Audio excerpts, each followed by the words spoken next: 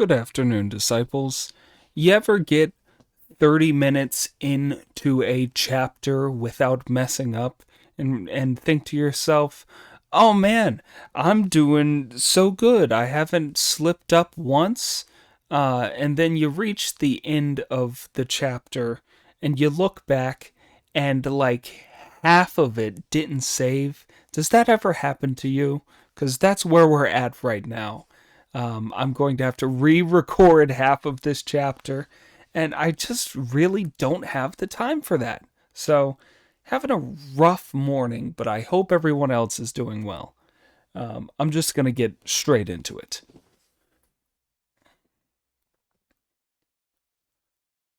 Chapter 84. The indestructible protégés of the Buddha complete enlightenment. The Dharma King comes to the truth through his own nature. The story tells how Tun Sung Zong kept his masculine essence intact and escaped from the terrible snare of mist and flowers. As he headed westwards with Brother Monkey, he did not notice that it was already summer. Warm breezes were beginning to blow, and the early summer rain was falling. It was a beautiful sight. Dark is the shade under tender green. In the gentle breeze the swallows lead their young. New lotus leaves are opening on the ponds. Elegant bamboo is gradually reviving.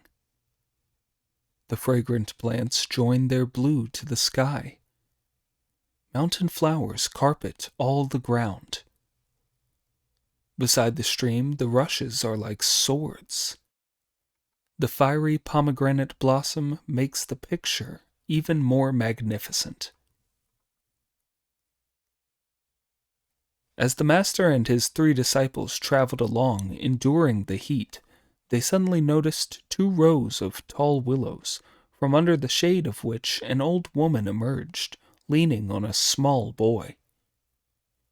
"Don't go any further, monk," she called out. "Stop your horse and go back east as soon as you can. The road west leads nowhere." This gave Sanzang so bad a fright that he sprang off the horse, made a gesture of greeting, and said, "Venerable Bodhisattva, in the words of the ancients, the sea's breath allows the fish to leap. The sky's emptiness lets birds fly. How could there possibly be no way to the west?" To this, the old woman replied, pointing westwards, "If you go that way, you will come to the capital of Dharmadestructia in a couple of miles. The king formed a hatred of Buddhism in an earlier existence, and in his present life he is punishing it without just cause. 2 years ago he made a monstrous vow to kill 10,000 Buddhist monks. In that time he's killed 9,996 unknown monks in succession. He's just waiting for 4 famous monks to make up his 10,000 so that he will fulfill the vow. If you go into the city, you will be throwing away your lives for nothing."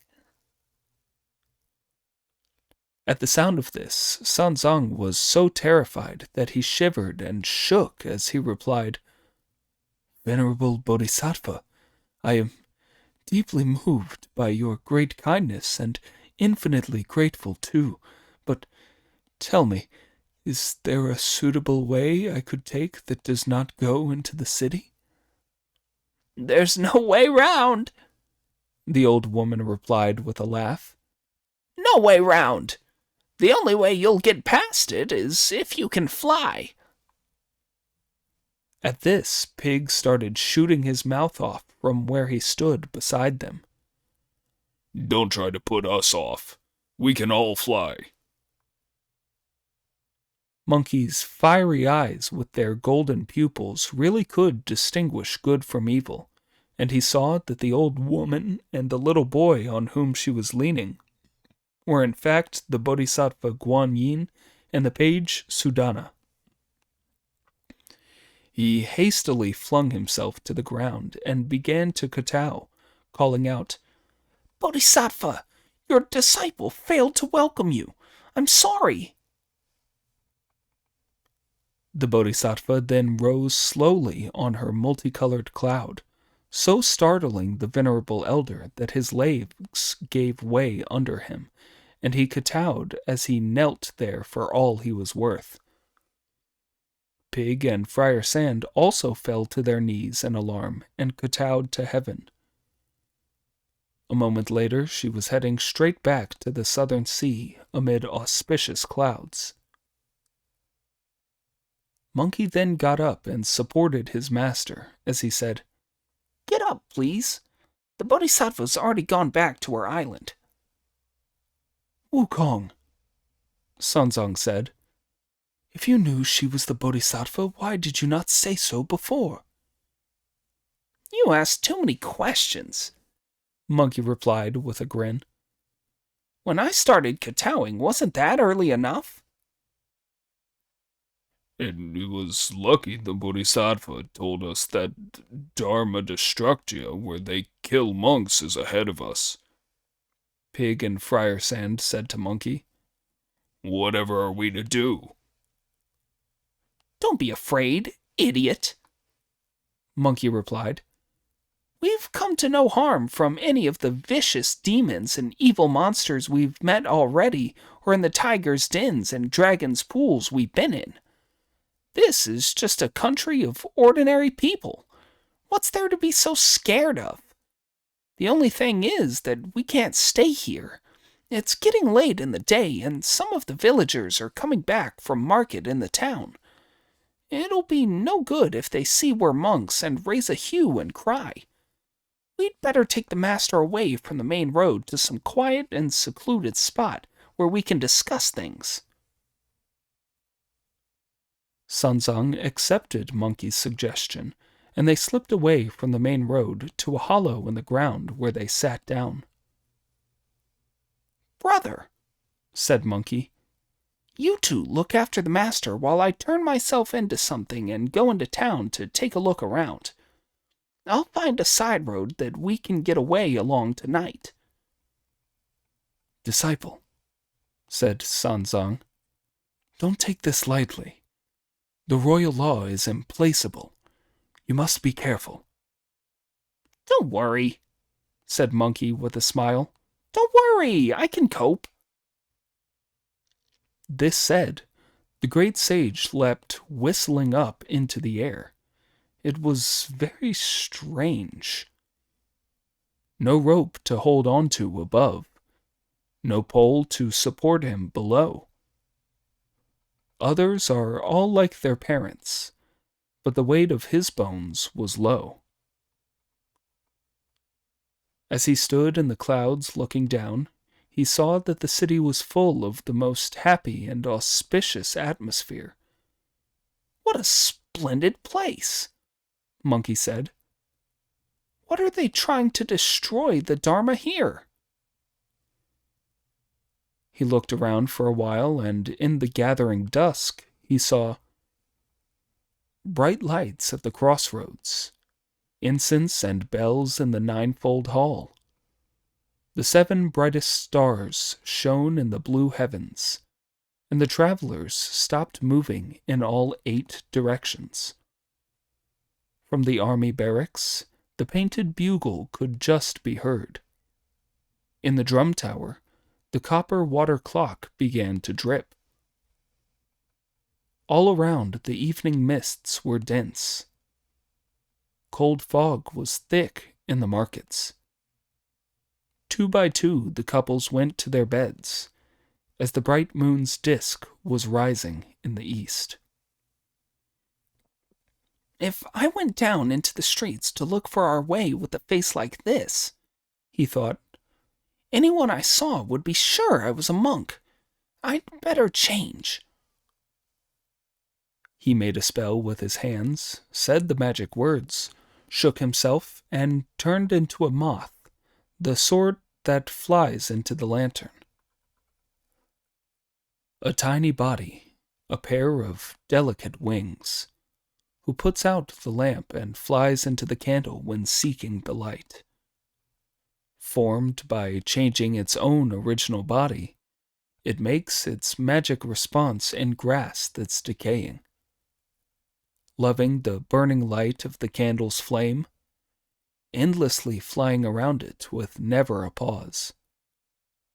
The purple-clad moth with its scented wings drives off the fireflies. What it likes best is the windless calm of the night.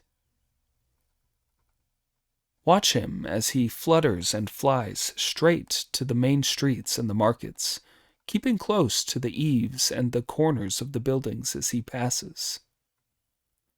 As he was flying along, he noticed an angle row of houses on a corner with a lantern hanging above each doorway. They must be celebrating the Lantern Festival here, he thought. Why else is that line of lighted lanterns there? Stiffening his wings and flying up for a closer look, he saw that on a square lantern outside the middle house was written, "Accommodation for commercial travelers," with "Wang II's Inn" beneath it. Only then did Monkey realize that this was an inn. Stretching his head forward for a closer look, he saw 8 or 9 men inside who had all eaten their supper, taken off their clothes and hats, washed their hands and feet, and gone to bed. The master will get through, Monkey thought with secret delight. How did he know that? Because he was having a wicked idea. He would wait till they were all asleep, then steal their clothes and hats so that he and his companions could go into the city dressed as laymen. Oh dear. This was one of those things that don't turn out as you want them to. While Monkey was still thinking about his plan, Wang II went up to the merchants and said, "Please be vigilant, gentlemen. We have villains here as well as decent people. You must all be careful about your clothes and luggage." As you can imagine, the traveling merchants were all very vigilant, and the innkeeper's advice made them more cautious than ever. So they all got out of bed and said, "You're quite right, host. We travelers have a hard time. We're always worried that if there's some emergency when we're asleep, we may not wake up, and if things go wrong, we're in a mess. You'd better take all our clothes, hats, and bags, and look after them for us inside. Tomorrow morning you can give them back to us when we get up." Wang II then took all the clothes he could find into his own room. Monkey anxiously spread his wings, flew in there, and landed on the hat stand, from where he saw Wang II take the lantern down from the door, lower the blinds, and shut the door and window. Only then did he go into his bedroom, undress, and lie down. Now, Wang II had a wife and 2 children who were crying and making a noise, in no hurry to sleep. Wang's wife then started mending a torn piece of clothing, so that she too was still awake. If I have to wait till that woman stops working and goes to sleep, thought Monkey, I'll be keeping the master waiting too. He then started worrying that if he left it till much later, the city gates would be shut, so he lost patience and flew down into the flame of the lamp. It was indeed a case of he was ready to die when he dived at the blaze, and with brows scarred by fire to live out his days. Having extinguished the lamp, he shook himself and turned into a rat, who gave a couple of squeaks, jumped down, grabbed hats and clothes, and went outside. "Old man," the woman said with alarm, "this is terrible. A rat's turned into a spirit." When Monkey heard this, he used another trick, blocking the doorway and yelling at the top of his voice. "That woman's talking nonsense, Wang the Second. Ignore her. I'm not a rat turned spirit. As a decent man, I don't do underhanded things. I'm the great sage equaling heaven, come down to earth to protect the Tang priest while he goes to fetch the scriptures from the western heaven. I've come to borrow these clothes as a disguise for my master because your king is so wicked. I'll bring them back soon when we're out of the city." Once Wang the Second heard this, he scrambled out of bed and started groping around the floor in the dark. He was in such a rush that when he got hold of his trousers, he thought they were his shirt. There was no way he could put them on, no matter how hard he tried. By now, the great sage had used lifting magic to escape on his cloud, which he turned round to go straight back to the hollow by the road. Sanzang was looking out for him fixedly by the bright light of the moon and the stars, and as soon as he saw Monkey approaching, he called out, "Can we get through the capital of Dharmadestructia, disciple?" Coming up and laying the clothes down in front of him, Monkey replied, "Master, you won't get through Dharmadestructia as a monk." "Brother," said Pig, "who do you think you're making things hard for? It's easy to stop being a monk. All you have to do is stop shaving your head for 6 months and let your hair grow." "We can't wait 6 months," Monkey replied. "We're going to turn into laymen right now." "But that's a completely ridiculous thing to say," said a shocked Pig. "We're all monks now, and if we turned into laymen straight away, we wouldn't be able to wear hats. Even if we could pull them tight enough at the edges, we've got no hair to tie the string at the top to." "Stop fooling about," Sanzang shouted, "and be serious. What do you really have in mind?" "I've had a good look at this city, master," Monkey replied. "And although the king is a wicked one who kills monks, he is a true son of heaven. There is an auspicious glow and a happy atmosphere above the city. I know my way round the streets now, and I can understand and talk the local language. I've just borrowed these hats and clothes from an inn for us to dress ourselves up as laymen in. We'll go into the city, put up for the night, get up at the 4th watch, and ask the innkeeper to fix us some vegetarian food. At the 5th watch, we'll go out through the gate and head west along the main road. If we meet anyone who tries to stop us, we can talk our way out of it. I'll tell him we were sent by the ruler of their suzerain state.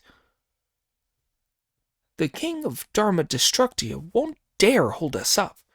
He'll let us go on our way." "Our big brother has arranged things very well," said Friar Sand. "Let's do as he suggests." The venerable elder did indeed have no option but to take off his monastic tunic and hat and put on a layman's clothing and headwear. Friar Sand changed too, but Pig's head was too big for him to be able to wear a hat. Monkey fetched needle and thread, tore 2 hats open, and sewed them into a single one.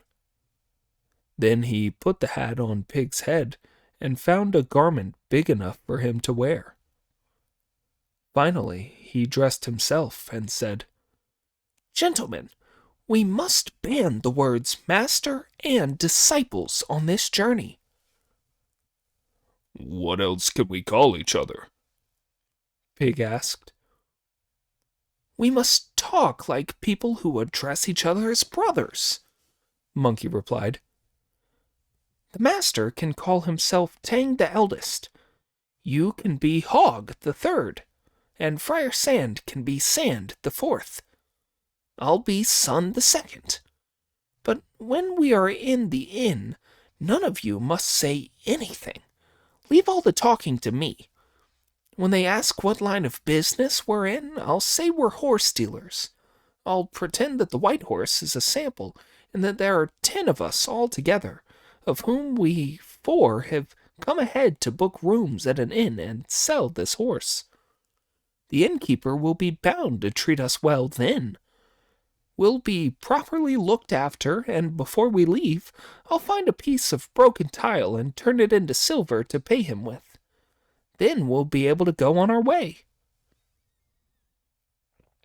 Although he was not happy about it, the Tang priest had to go along with this.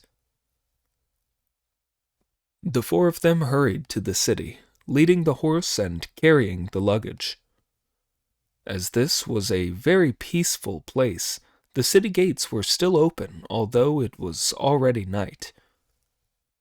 They went straight into the city, and as they passed the gateway of Wang II's inn, they could hear shouting inside.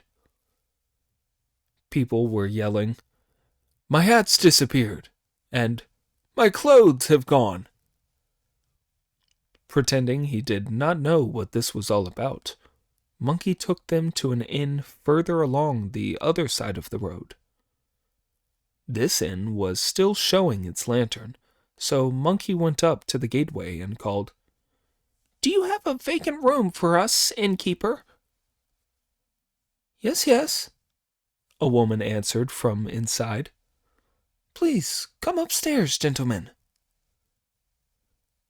Before she had finished speaking, a man came out to take the horse. Monkey handed him the horse to take inside. He then led the master into the building in the shadow of the lamp. Upstairs there were tables and chairs conveniently arranged, and when the window was opened, they all sat down in the clear moonlight.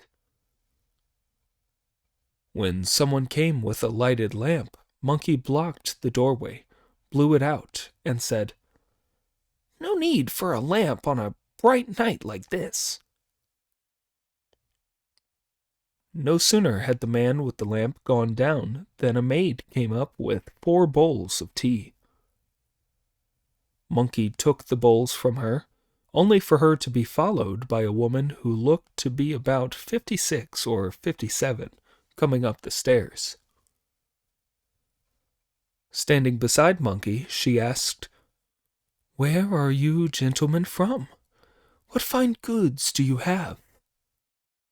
We're from the north, Monkey replied, and we've got a few poor horses to sell.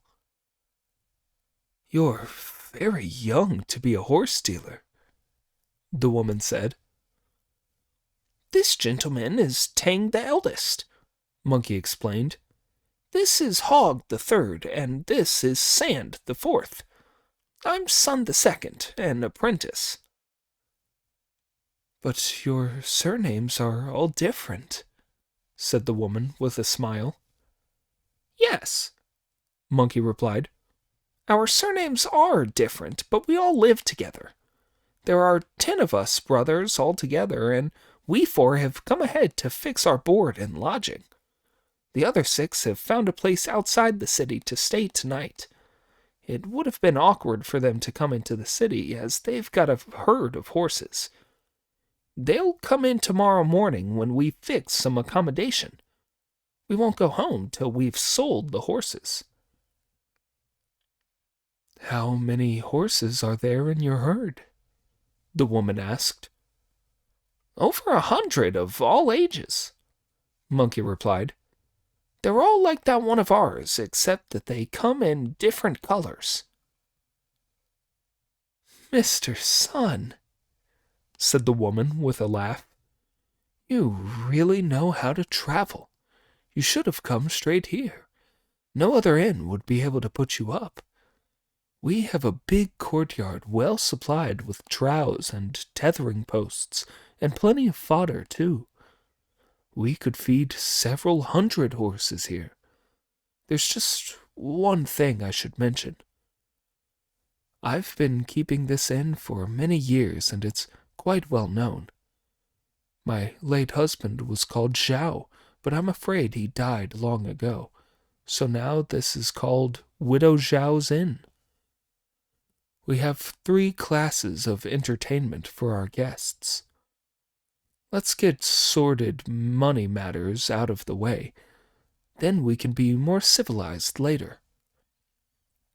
The first thing is to discuss the tariffs and agree on one, so that we know where we stand when it's time to settle the accounts. Quite right, Monkey replied. What are your 3 classes of entertainment?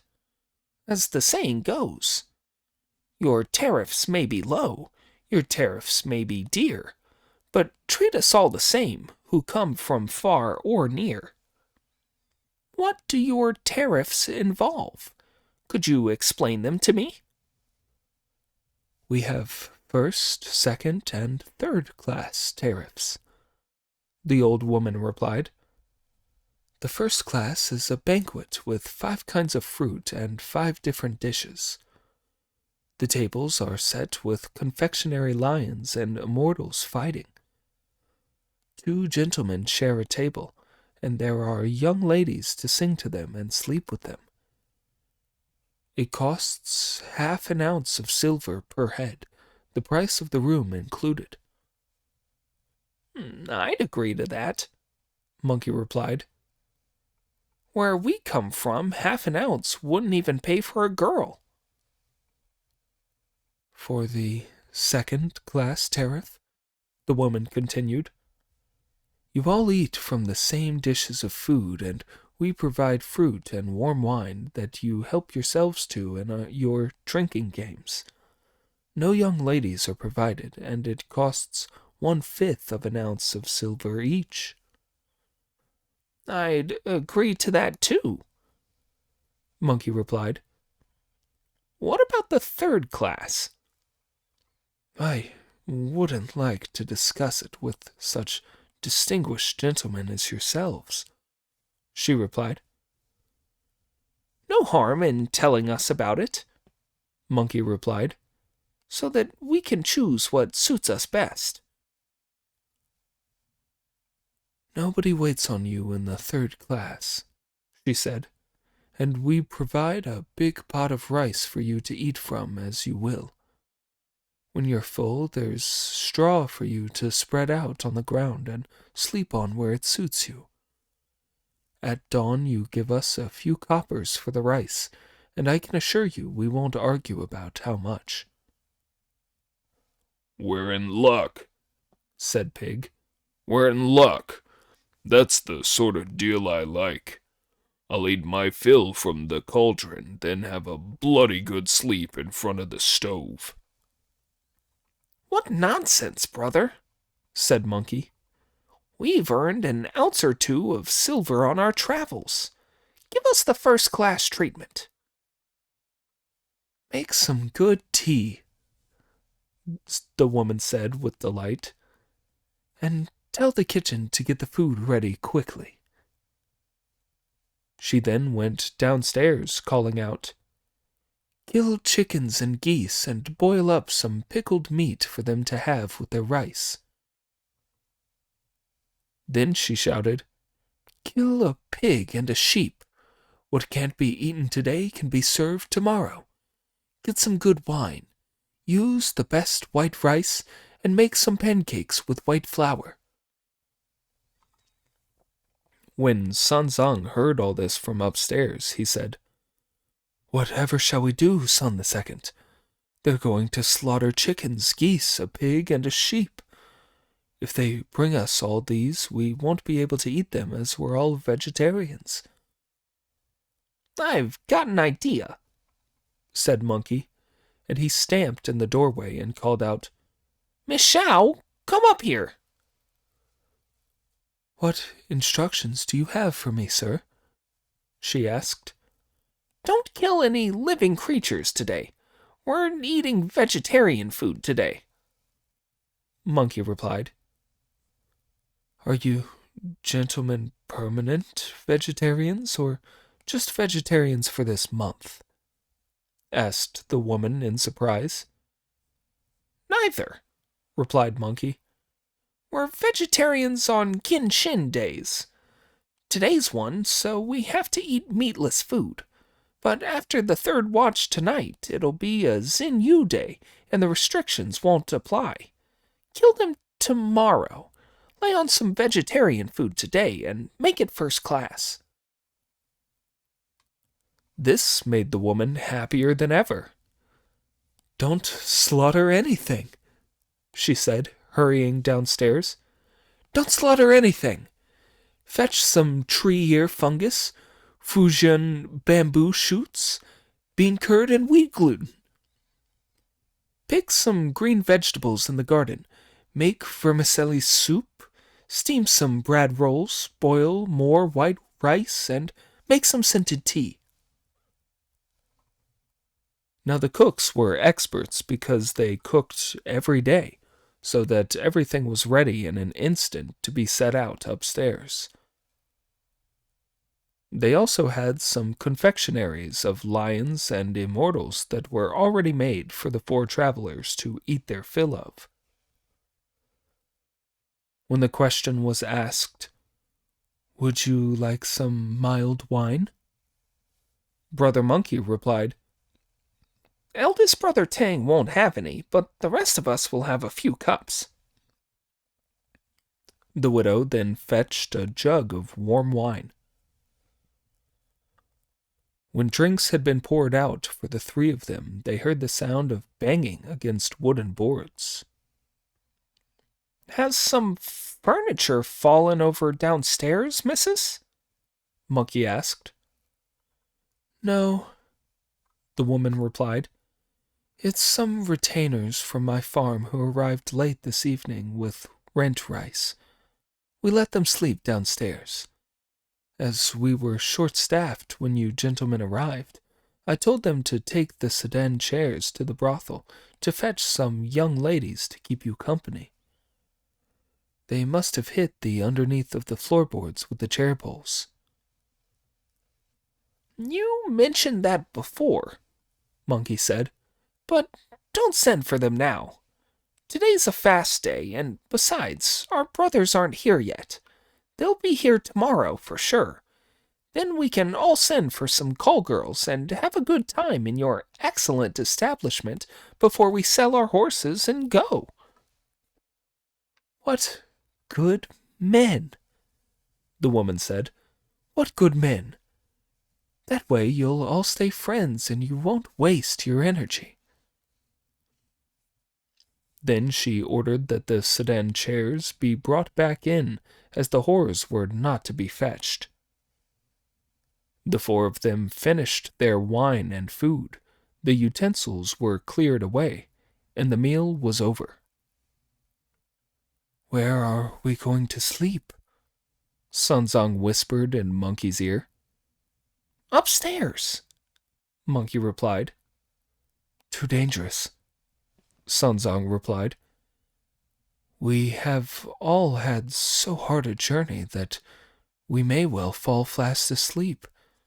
If any of the inn people come in to tidy up and our hats have rolled off, they will see our bald heads, realize that we are monks, and raise a hue and cry.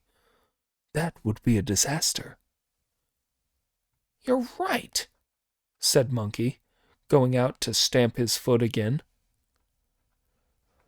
"What instructions do you have this time, Mr. Sun?" the woman asked, coming upstairs once more. "Where are we to sleep?" Monkey asked. "Upstairs is best," she replied. "There are no mosquitoes and there's a south wind. Open the windows wide and you'll sleep beautifully. we won't be able to," said Monkey. "Our Mr. Hog the Third has a touch of gout. Mr. Sand the Fourth has some rheumatism in his shoulder.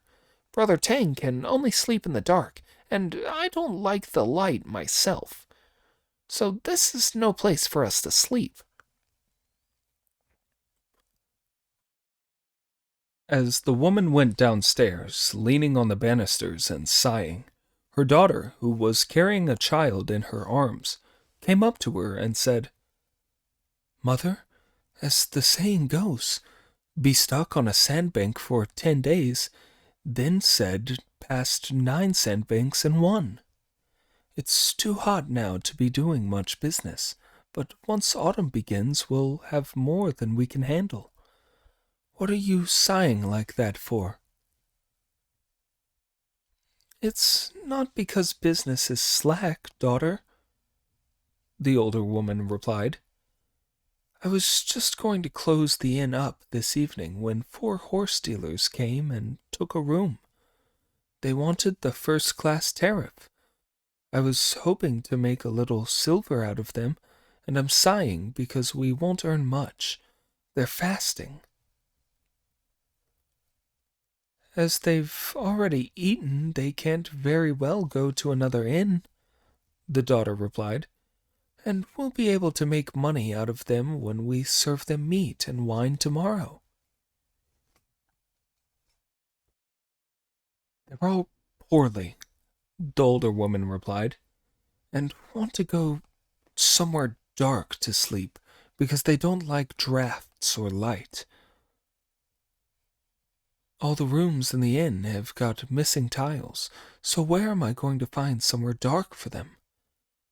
It'd be best to write off the cost of the meal and tell them to stay somewhere else." "But we do have somewhere dark in the house, Mother," her daughter replied, "where there's no draught and no light. It'll do splendidly." "Where?" the older woman asked. "That big trunk that Father had made when he was still alive," the daughter replied. "It's 4 feet wide, 7 feet long, and 3 feet high. Big enough for 7 people to sleep in. Tell them to sleep in the trunk." "I don't know whether it'll do," said the older woman. "I'll ask them. Mr. Sun, if you won't have our poky little room, there's nowhere darker here than in our big trunk. It'll keep out light and drafts, so why don't you sleep in the trunk?" "Splendid," Monkey replied. She then told several of the retainers to carry the trunk out and open the lid, while inviting her guests to come downstairs. Monkey led the master, and Friar Sand carried the luggage as they went to the trunk, following in the lantern's shadow.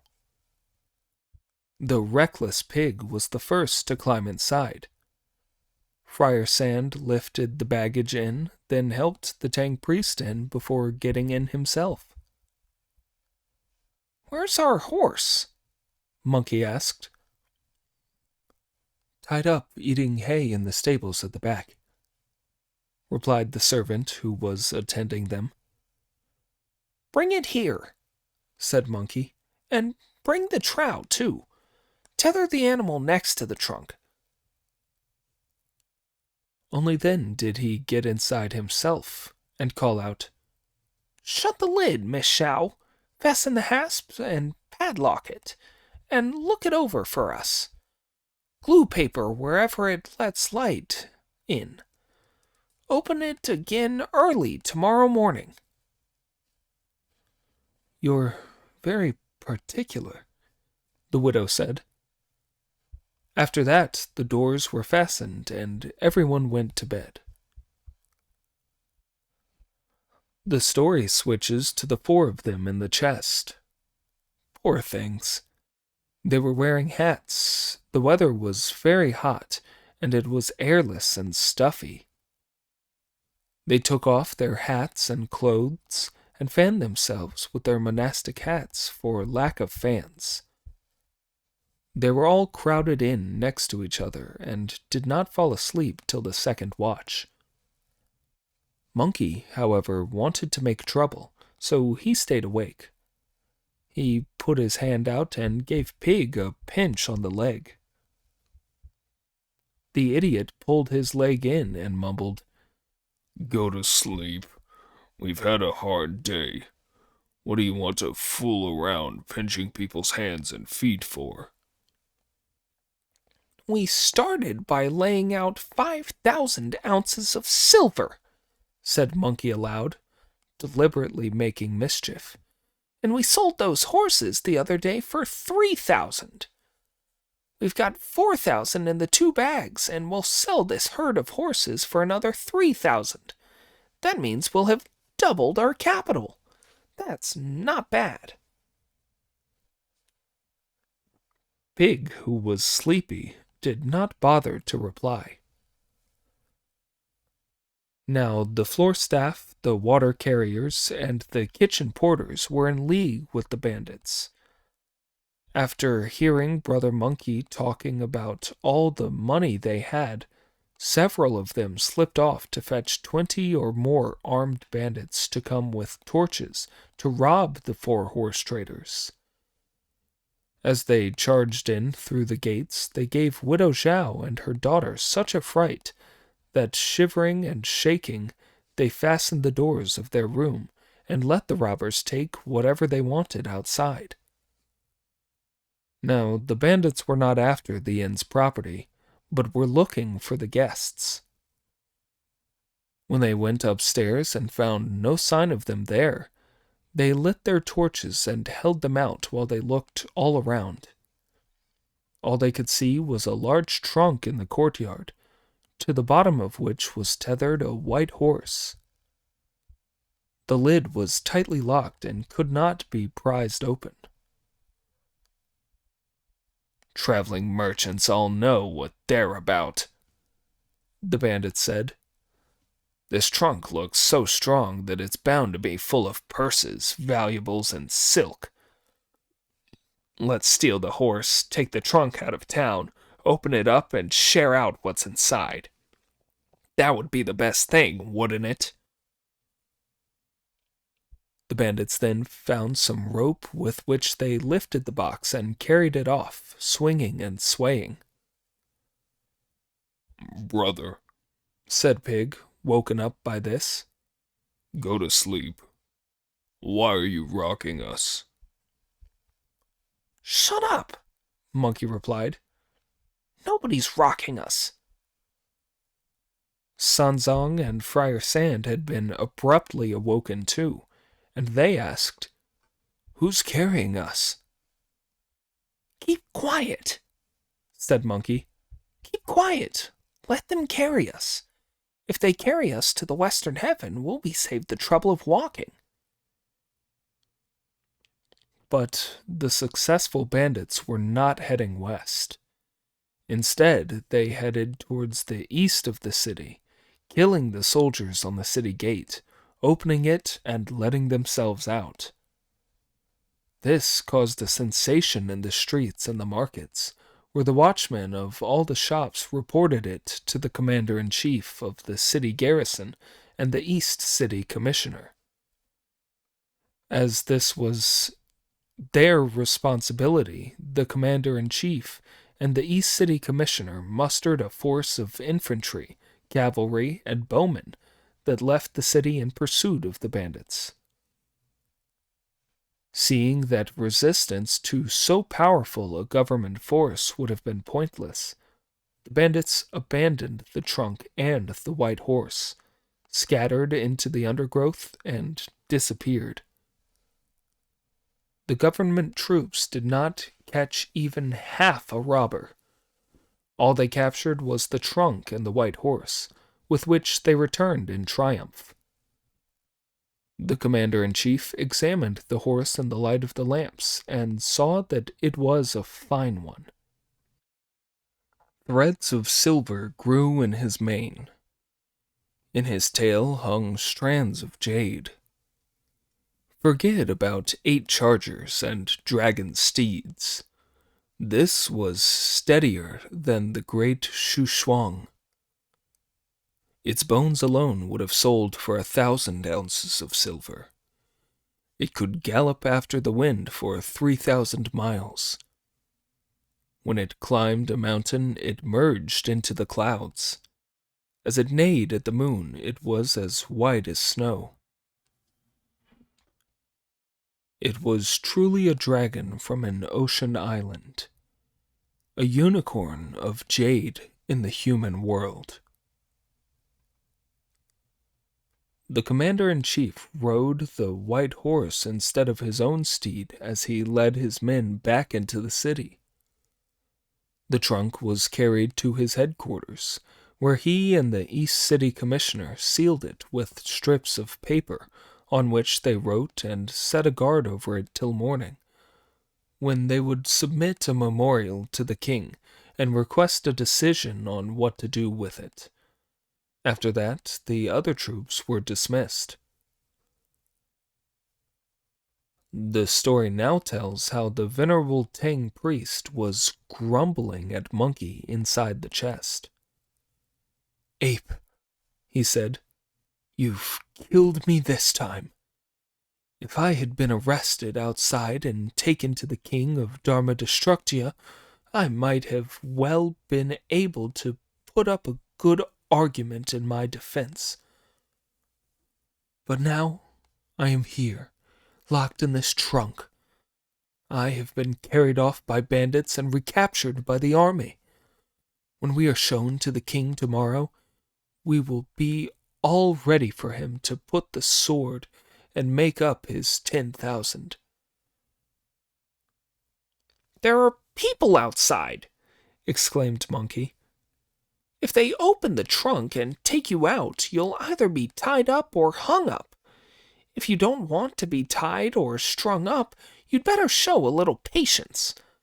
When we're taken to see this deluded king tomorrow, I'll definitely be able to talk my way out of things. I guarantee that not one hair of yours will be harmed, so stop worrying and go back to sleep."